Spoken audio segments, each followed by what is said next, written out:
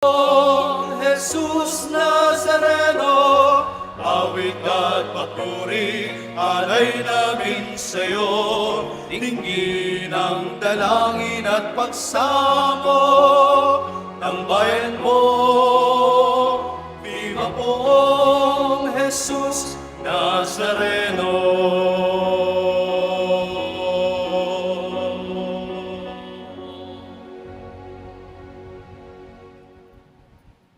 Tayo'y nagkakatipon sa ngalan ng Ama at ng Anak at ng Espiritu Santo. Amen. Ang pagpapala ng ating Panginoong Kristo, ang pag-ibig ng Diyos Ama, ang pag-ipag-isa ng Banal na Espiritu, naway sumainyo lahat. At sumayo rin.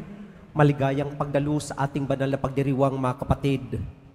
At kasama ng ating mga intensyon, alalahanin din natin ang mga taong humihiling ng ating mga panalangin, lalong-lalo na ang mga may sakit, may mga edad, at sa mga iba't ibang intensyon na iniaalay sa misang ito. Ating ngayong ihanda ating sarili para sa ating banal na pagdiriwang. Sinugong tagapagpagaling sa mga nagsisisi, Panginoon, kaawaan mo kami. Panginoon, kaawaan mo kami. Dumating na tagapag-anyayang mga makasalanay magsisi, Kristo, kaawaan mo kami. Kristo, kaawaan mo kami. Nakaluklok ka sa kanan ng Diyos Ama para ipamagitan kami. Panginoon, kaawaan mo kami. Panginoon, kaawaan mo kami. Kaawaan tayo ng makapangyarihang Diyos, patawarin tayo sa ating makasalanan at patnubayan tayo sa buhay na walang hanggan. Amen. Manalangin tayo. Ama naming makapangyarihan, niloob mong akuin ng iyong anak ang krus at kamatayan upang ang sangkatauhay matubos at mabuhay. Ang pag-ako namin sa krus at kamatayan dito sa lupa, ayon sa diwa ng pagsunod sa iyong loob na ginanap ng iyong anak, ay magpagindapat nawang aming kamtin ang lubos na katubusan at pagkabuhay sa iyong piling. Sa pamagitan ni Jesucristo, kasama ng Espiritu Santo, magpasawalang hanggan. Amen. Magsiupo muna po ang lahat. Pagbasa mula sa ikalawang sulat ni Apostol San Pablo sa mga taga-Korinto. Mga kapatid, yamang marami ang nagmamapuri tungkol sa mga bagay na makalupa, ako man ay magmamapuri. Kung may makapagmamapuri, ako'y makapagmamapuri din. Ako'y nagsasalitang tulad ng isang mangmang. Sila ba'y Hebreo? Ako man. Mga Israelita ba sila? Ako rin. Lipi ba sila ni Abraham? Ako'y gayon din. Sila ba'y mga lingkod ni Kristo? Nagsasalita akong waring isang baliw, ngunit ako'y mas mabuting lingkod ni Kristo kaysa kanila. Higit ang aking pagpapagal, makailang ulit akong nabilanggo, hinagupit ng maraming beses, at madalas na nabingit sa kamatayan.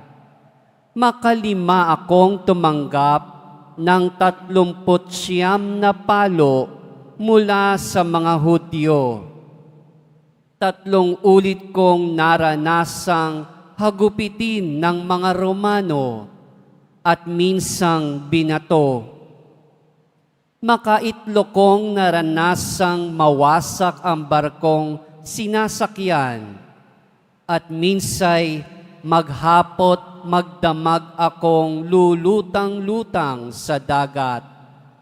Sa malimit kong paglalakbay, nasuong ako sa iba't ibang panganib, sa mga ilog, sa mga tulisan, sa mga kapwa ko Hudyo at sa mga hentil.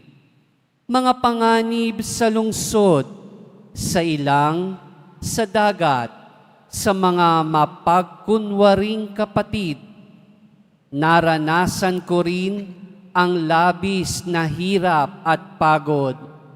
malimit na pagpupuyat, matinding gutom at uhaw. Natikman ko ang maginaw, ngunit wala man lamang mabalabal. Bukod sa lahat ng iyan, inaalaala ko pa araw-araw ang mga simbahan. Kung may nanghihina, karamay nila ako. At kung may nahuhulog sa pagkakasala, labis na naghihirap ang kalooban ko. Kung kailangang ako'y magmapuri, ang ipagmamapuri ko'y ang aking mga kahinaan. Ang salita ng Diyos. Salamat sa Diyos. Matuwid ay tinutulungan sa lahat ng kagipitan. Matuwid ay tinutulungan sa lahat ng kagipitan. Panginooy aking laging pupurihin. Sa pasasalamat, di ako titigil. Aking pupurihin kanyang mga gawa. Kayong naaapi, makinig, matuwa. Matuwid ay tinutulungan sa lahat ng kagipitan. Ang pagkadakila niya ay ihayag at ang ngalan niya'y purihin ng lahat. Ang aking dalangi, tininig ng Diyos, nawala sa akin ang lahat kong takot. Matuwid ay tinutulungan sa lahat ng kagipitan. Nagalak ang aping umasa sa Kanya, pagkat di nabigo ang pag-asa nila. Tumatawag sa Diyos ang walang pag-asa. Sila'y iniligtas sa hirap at dusa. Matuwid ay tinutulungan sa lahat ng kagipitan. Magsitayo na po ang lahat.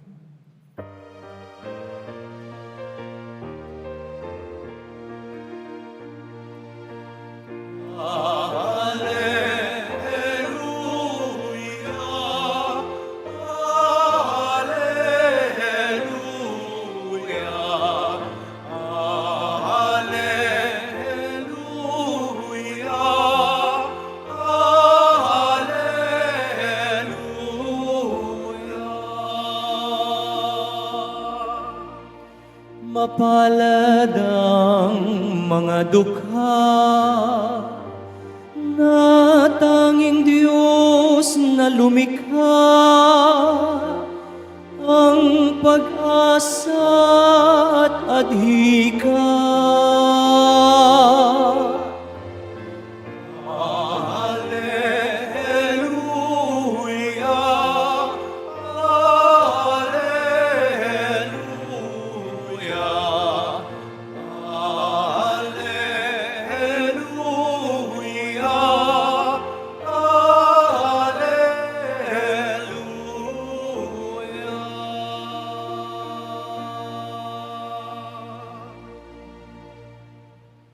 Sumainyo ang Panginoon, At sumayo rin. ang mabuting balita ng Panginoon ayon kay San Mateo. Papuri sa iyo, Panginoon. Noong panahong iyon, sinabi ni Jesus sa kanyang mga alagad, "Huwag kayong mag-impok ng kayamanan dito sa lupa. Dito'y may naninirang tanga at kalawang, at may nakakapasok na magnanakaw.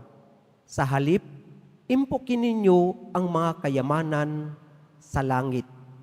Dooy walang naninirang tanga at kalawang, at walang nakapapasok na magnanakaw, sapagkat kung saan naroon ang inyong kayamanan, naroon din naman ang inyong puso. Ang mata ang pinakailaw ng katawan, kaya't kung malinaw ang inyong mata, maliliwanagan ang buong mong katawan. Ngunit kung malabo ang iyong mata, madirimlan ang buong mong katawan. Kaya't kung ang liwanag na nasa iyo ay kadiliman pala, napakadilim niyan. Mga kapatid, ang mabuting balita ng ating kaligtasan. Pinupuri ka namin, Panginoong Heso Kristo. Magsipo muna po ang lahat. Kung meron tayong isang buhay, lahat naman tayo, tigi-isang buhay. Amen?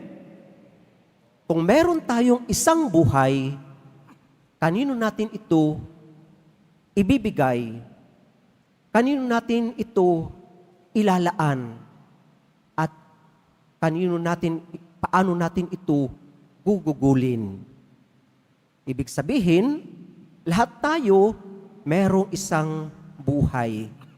Pero, kanino natin ito iaalay at paano natin gugugulin ang buhay na meron tayo?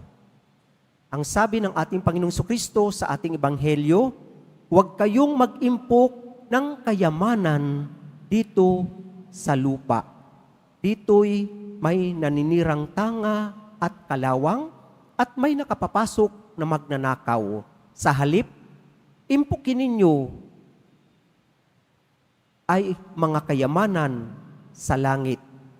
Dooy walang naninirang tanga at kalawang at walang makapapasok na magnanakaw.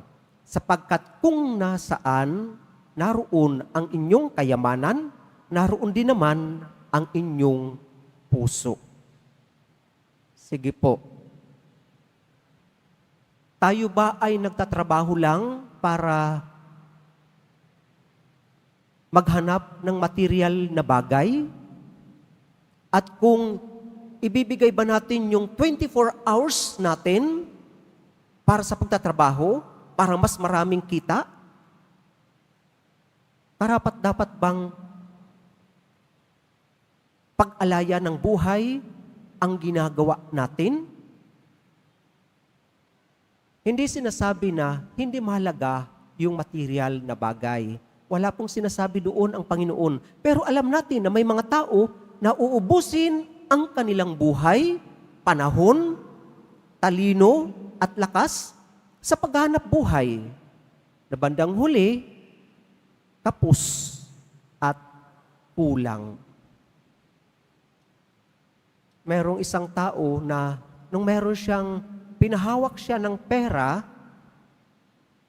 pwede bang hawakan mo muna, itago mo muna yung pera? Aba, alam niyo po nangyari? Hindi siya nakatulog. Bakit? Nag-aalala siya. Baka mawala yung perang ipinatago sa kanya. Nag-aalala. Kung baga, yung kayamanan na ating pwedeng makuha dito sa lupa ay magdadala ba ito sa atin sa tunay na kasiyahan? Paano nga ba gugugulin natin ang isang buhay na meron tayo? Sinambit ng ating Panginoon, huwag kayong mag-iimpok ng kayamanan dito sa lupa. Sa aklat ng Genesis, sa unang aklat ng Biblia, sa lumang tipan, sinambit ni Yahweh sa ating unang mga magulang, magpakarami kayo, punuin ninyo ang lupa ng inyong lipi, pamahalaan ninyo ang lahat ng ipinagkakaloob ko sa inyo. So ibig sabihin, simula pa lang ng sangkatauhan, tayo na ang pinamamahala ng Panginoong Diyos.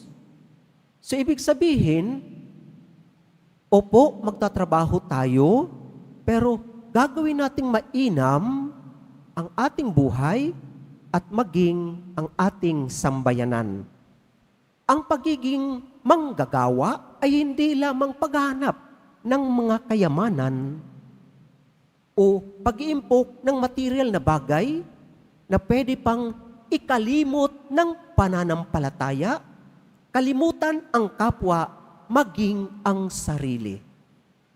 Pangkaraniwan, Tanungin natin sa ating sarili, bakit ako nagtatrabaho? Para kumita ng pera? Sige. O kung kumita ka ng pera, para saan? Para sa pagtanda? Para sa pagkakasakit? Hala, ganun lang pala yun? Magtatrabaho para paghandaan yung pagkakasakit at pagtanda? Lagot tayo pag ganun. Hindi natin ma-enjoy yung buhay na isa na ipinagkaloob ng Diyos sa atin. Ang sabi ng Panginoon, sa halip,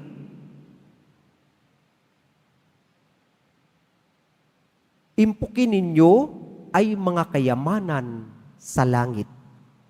Ibig sabihin, yung paggawa ng kabutihan sa kapwa. Paggawa ng kabutihan, pagbabahagi ng ating sarili. At ang simpleng tanong, kung ako ngayon ay meron na lamang 1 taon sa aking buhay, paano ko ito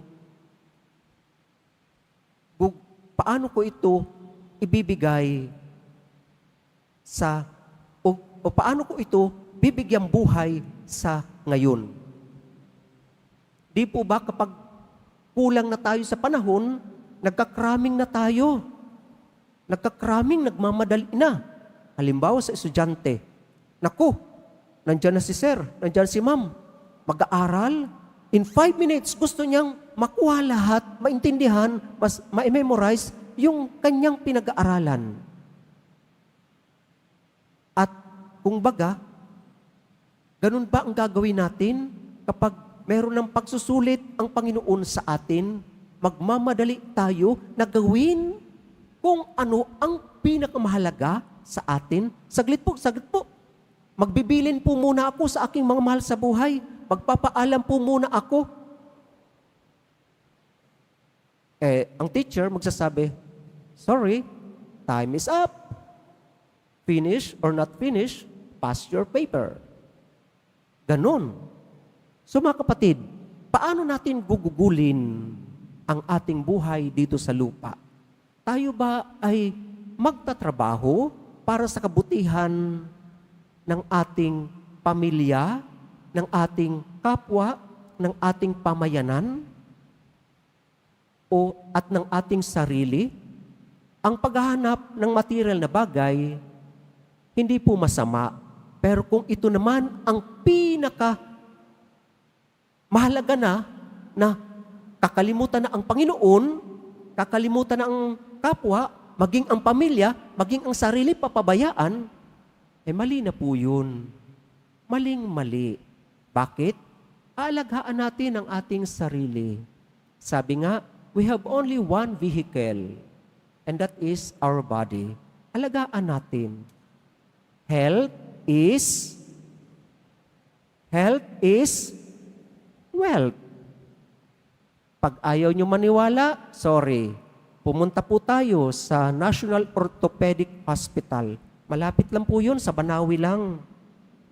Pag may mga malaking mama na yung paa nakasampay at may mga metals na nakalagay, hindi makakilos, masasabi natin,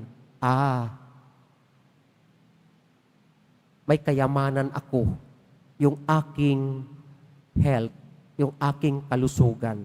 At kapag kasama natin ang ating pamilya, wow, enjoy and celebrate their presence. Kasi, tanungin natin yung ating mga kamag-anak sa abroad. Buti ngayon, may video call na. Paano pa kaya yung noon wala pa? Yung homesickness, yung loneliness, at yung ating sarili.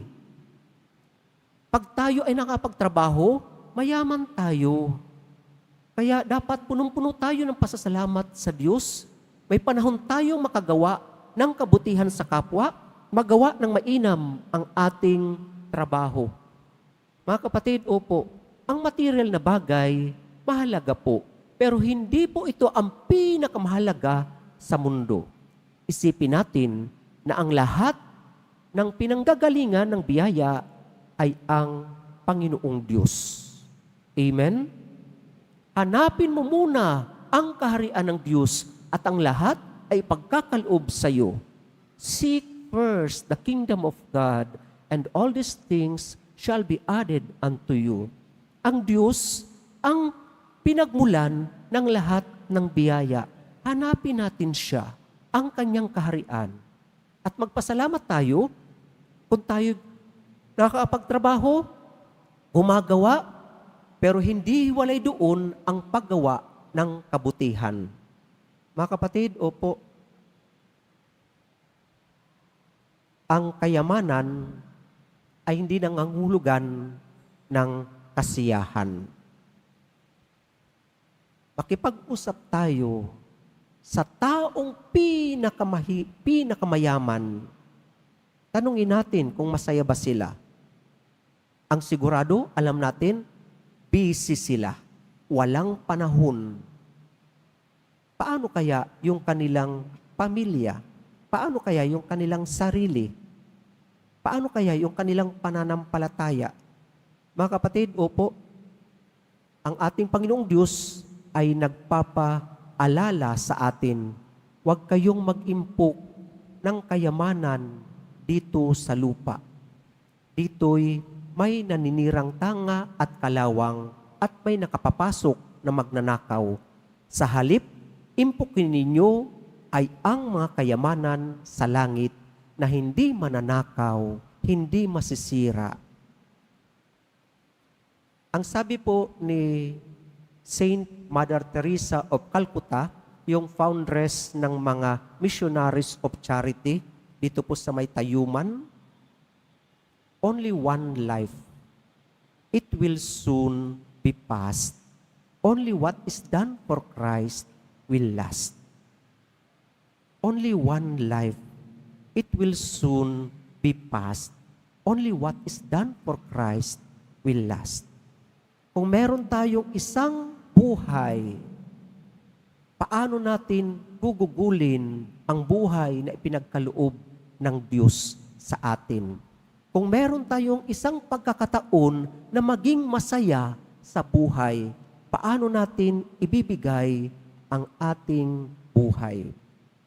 Ang sigurado ko, ang poong Jesus Nazareno, alam niya kung kanino ibibigay ang kanyang buhay.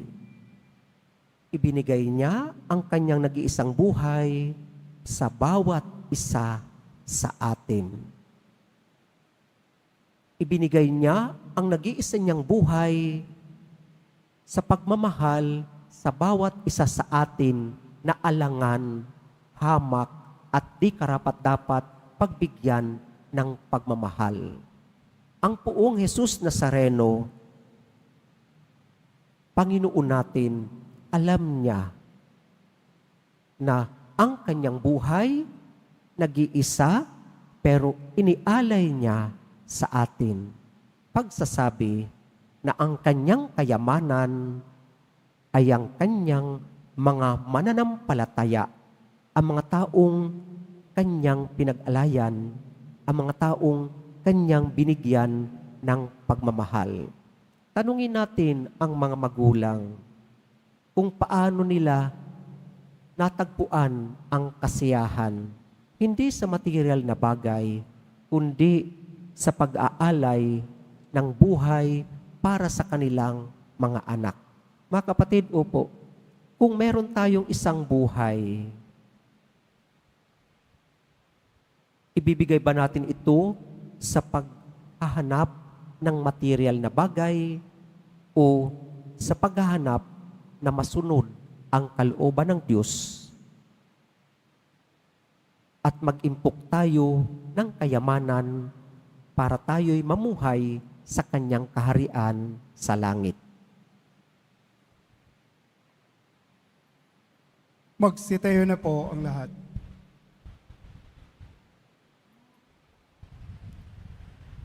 Mga minamahal kong mga kapatid, idulog natin sa mahal na poong Jesus Nazareno ang ating mga kahilingan. Taglay ang matibay na pananampalataya sa kanyang pagkadiyos, ang tapat na pag-asa sa kanyang kapangyarihan at ang maningas na pag-ibig sa kanyang puso. Sa bawat kahilingan ating itutugon, Mahal na Poong Jesus Nazareno, kaawaan mo kami. Mahal na Poong Jesus Nazareno, kaawaan mo kami.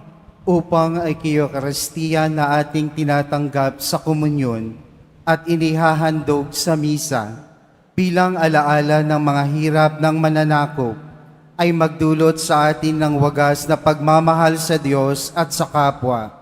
Manalangin tayo. Mahal na Poong Jesus Nazareno, kaawaan mo kami. Upang ang panalangin ni Jesus Nazareno sa halamanan ng Getsemani, na dito'y pinawisan siya ng dugo, ay magasik sa atin ang pagkahilig sa panalangin na siyang mabisang lunas sa lahat ng karamdaman ng tao. Manalangin tayo. Mahal na Poong Jesus Nazareno, kaawaan mo kami. Upang ang kanyang koronang tinik, damit na purpura at krus, ay magpaalala sa atin na ang kanyang mga aral at simulain bilang hari ng sanlibutan ay dapat maghari sa ating isipan, angkan at lipunan. Manalangin tayo. Mahal na Poong Jesus Nazareno, kaawaan mo kami. Upang sa bisa na kanyang pagpapasan ng krus sa mga lansangan sa Jerusalem, ay matuto tayong makiramay at makihati sa mga kahirapan at tiisin ng kapwa. Manalangin tayo. Mahal na Poong Jesus Nazareno, kaawaan mo kami. Upang tulungan tayo ng mahal na Birhen, ina ng hapis, na maging tunay na larawan na kanyang anak sa isip, wika at gawa, nang sa gayon ay makamit ang ating kahilingan sa Poong Jesus Nazareno. Manalangin tayo. Mahal na Poong Jesus Nazareno, kaawaan mo kami. Sa ilang sandali na katahimikan, ating ipanalangin ang iba pang pangangailangan ng ating pamayanan. Gayon din ang mga intensyon na inialay sa ating misa sa araw na ito, at isama rin natin ang ating mga pansariling kahilingan. Manalangin tayo. Mahal na Poong Jesus Nazareno, kaawaan mo kami.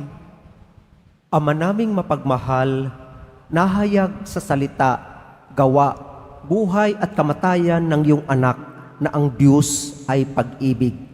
Maipahayag dinawa namin ang katotohanan ito sa pamagitan ni Jesus Nazareno, Panginoon namin magpasawalang hanggan. Amen. Magsiupo muna po ang lahat.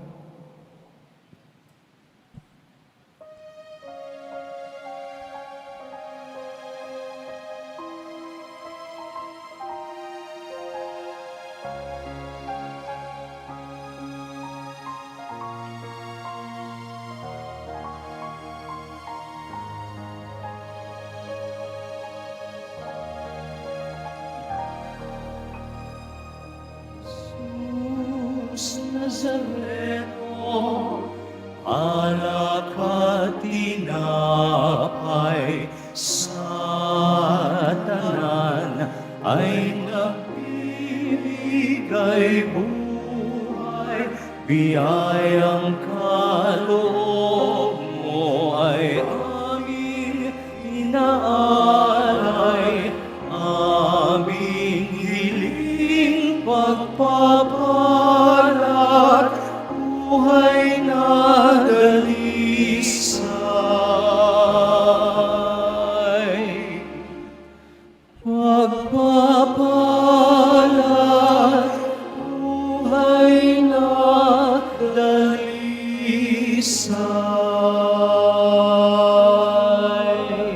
Magsitayo na po ang lahat. Manalangin kayo mga kapatid upang itong ating paghahain ay kalugdan ng Diyos amang makapangyarihan sa lahat.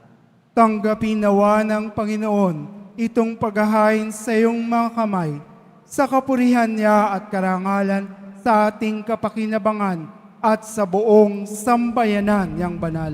Manalangin tayo. Ama naming lumikha, sa ikapagpapatawad ng mga kasalanan, maganap nawa ang paghahain ito na sa dambana ng krus ay siyang pumawi sa kasalanan ng buong mundo. Sa pamagitan ni Jesucristo kasama ng Espiritu Santo, magpasawalang hanggan. Amen. Sumainyo ang Panginoon, At sumayo rin, itaas sa Diyos ang inyong puso at diwa. itinaas na namin sa Panginoon. Pasalamatan natin ang Panginoong ating Diyos. Marapat na siya ay pasalamatan. Ama naming makapangyarihan, tunay ng marapat na ikaw ay aming pasalamatan. Iyong ipinasyang sa kahoy na krus ang sangkatauhay tubusin ni Jesus. Sa punong kahoy, nagkapuwang ang kamatayan. Sa kahoy na krus, itinanghal ang pagkabuhay. Sa punong kahoy, nanaig ang sumuway sa iyo. Sa kahoy na krus, siya'y nadaig ng masunuring anak mo. Kaya kaisa ng mga anghel na nagsisiawit ng papuri sa iyo nang walang humpay sa kalangitan, kami nagbubunyi sa iyong kadakilaan. Santo, Santo, Santo, Panginoong Diyos ng mga hukbo, napupuno ang langit at lupa ng kadakilan mo. Hosana sa kaitaasan, pinagpalang na paririto sa ngalan ng Panginoon. Hosana sa kaitaasan.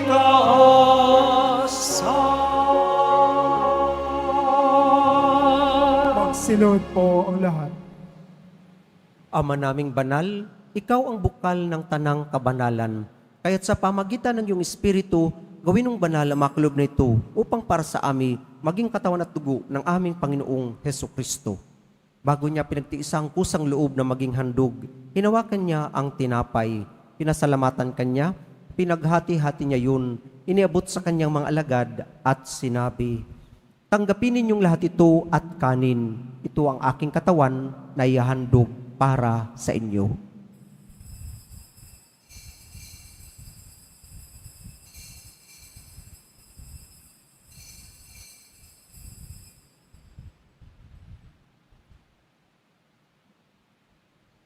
Gayon din naman, nung matapos ang hapunan, hinawakan niya ang kalis, muli kanyang pinasalamatan.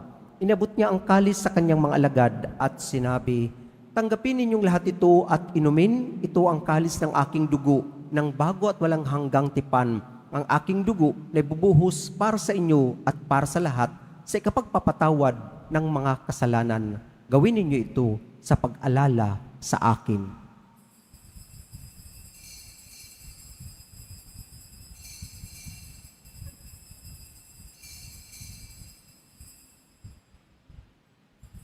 Magsitayo na po ang lahat.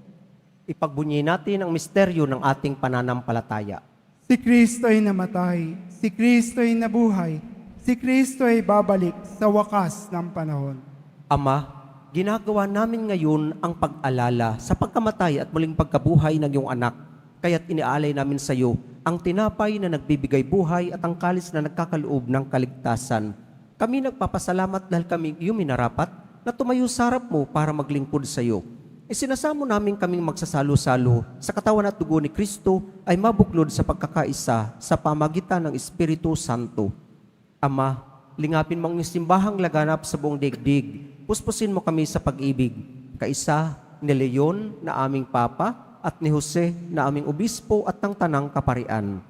Alalahanin mo rin ang mga kapatid naming nahimlay na may pag-asang sila'y muling mabubuhay, gayon din ang lahat ng mga pumanaw. Kaawaan mo sila at patuloyin sa iyong kaliwanagan. Kaawaan mo at pagindapatin kaming lahat na makasalo sa iyong buhay na walang wakas. Kaisa ng mahal na Birheng Maria na ina ng Diyos, ng kabiyak ng puso niyang si San Jose, kaisa ng mga apostol ni San Juan Bautista, at ng lahat ng mga banal na namuhay dito sa digdig ng kalugod-lugod sa iyo, may pagdiwang nawa namin ang pagpupuri sa kararangal mo sa pamagitan ng iyong anak na aming Panginoong Hesukristo. Sa pamagitan ni Kristo, kasama niya at sa Kanya, ang lahat ng parangal at papuri ay sa iyo, Diyos amang makapangyarihan, kasama ng Espiritu Santo, magpasawalang hanggan.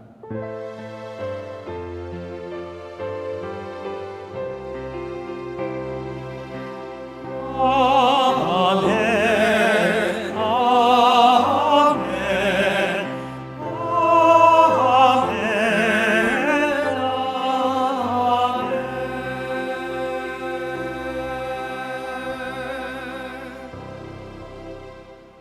Sa pamagitan ng binyag, tayo'y naging mga anak ng Diyos. Bilang mga anak ng Diyos, tayo tumawag sa ating iisang Ama.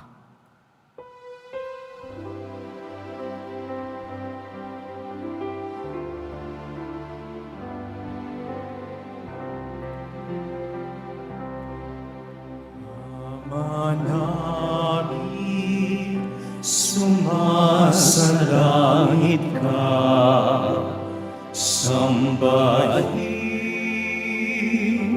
ang ngalan mo, mapasa amin ang kaharian mo, sundin ang loob mo, dito sa lupa para nang sa langit. Bigyan mo kami ngayon ng aming kakanin sa araw-araw at patawarin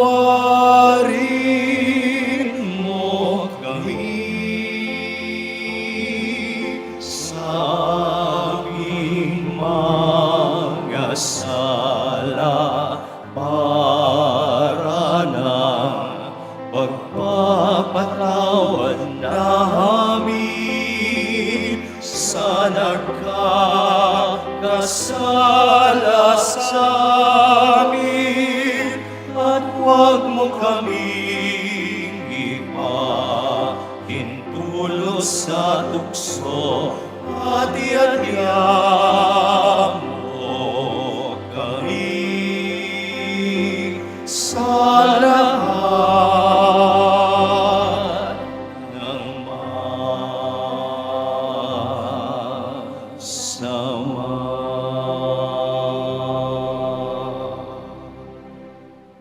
Hinihiling namin kami adya sa lahat ng masama, pagkalooban ng kapayapaan araw-araw, iligtas sa kasalanan at ilayo sa lahat ng kapahamakan, samantalang aming pinananabikan ang dakilang araw ng pagpapahayag ng tagapagligtas naming si Jesucristo.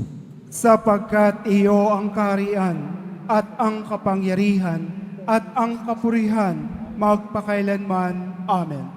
Panginoong Jesucristo, sinabi mo sa mga apostol, kapayapaan ang iniiwan ko sa inyo, ang aking kapayapaan ang binibigay ko sa inyo. Tunghayan mo ang aming pananampalataya at huwag ang aming pagkakasala.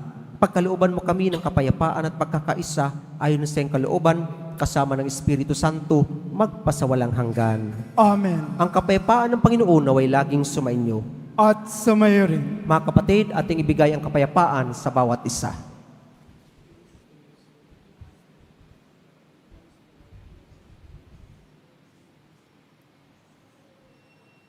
Kordero Kordero ng ng Diyos, Diyos na nag-aalis ng mga kasalanan ng sanlibutan, maawa ka sa amin.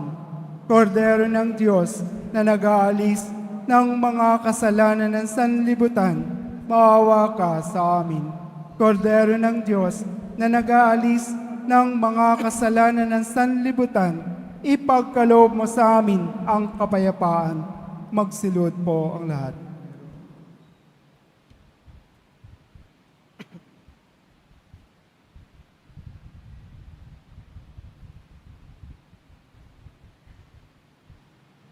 Mga kapatid, narito ang ating Panginoong Sukristo, ang anak ng Diyos na nagkatawang tao, nag-alay ng kanyang buong buhay para sa bawat isa sa atin. Siya ang kordero ng Diyos na nag-aalis ng makasalanan sa libutan, mapapalad tayong inanyayahan sa kanyang piging. Panginoon, hindi ako karapat-dapat na magpatuloy sa iyo, ngunit sa isang salita mo lamang ay gagaling na ako.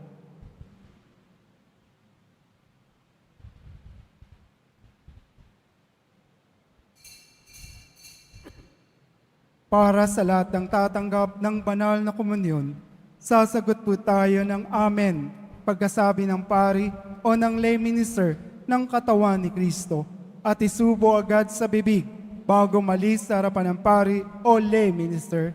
Sumunod po tayo.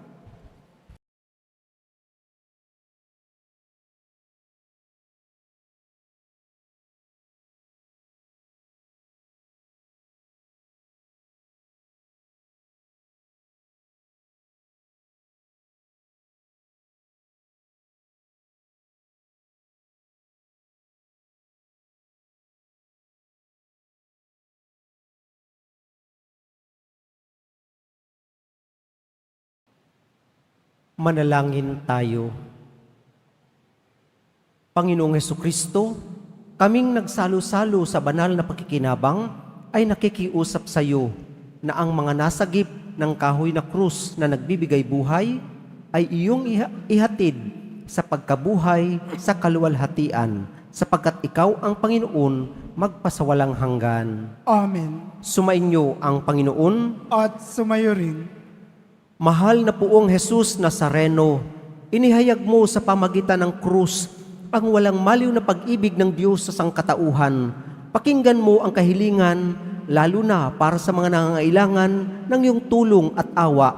Makamtan nawa namin ang inyong kasagutan na may utang na loob na tinatanaw. Basbasan din po ninyo itong mga imahin at dasalan upang lalo kaming manalangin at magtiwala. Sa pamagitan ng bendisyon na ito, naway lalo kaming maging mapaglingkod, masunurin at tapat sa iyo na aming maluwalhating Panginoon magpasawalang hanggan. Amen. Sumainyo ang Panginoon At sumayo rin. at pagpalain kayo kasama ng inyong mga mahal sa buhay na makapangyarihang Diyos, Ama, Anak at Espiritu Santo. Amen. Humayo kayong taglay ang kapayapaan ng Poong Jesus Nazareno. Salamat sa Diyos.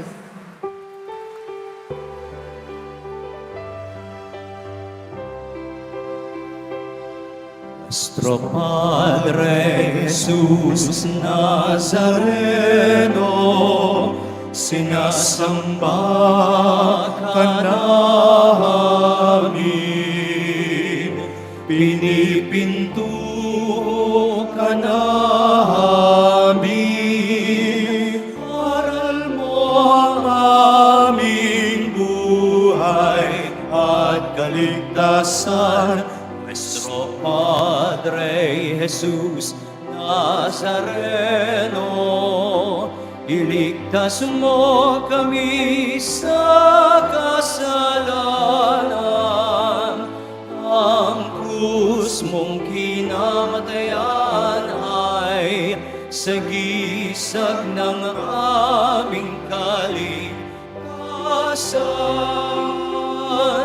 Nuestro Padre Jesus Nazareno, pinarangal ka namin. Nuestro Padre Jesus Nazareno, niluluwalhati ka namin. Nuestro Padre Jesus Nazareno,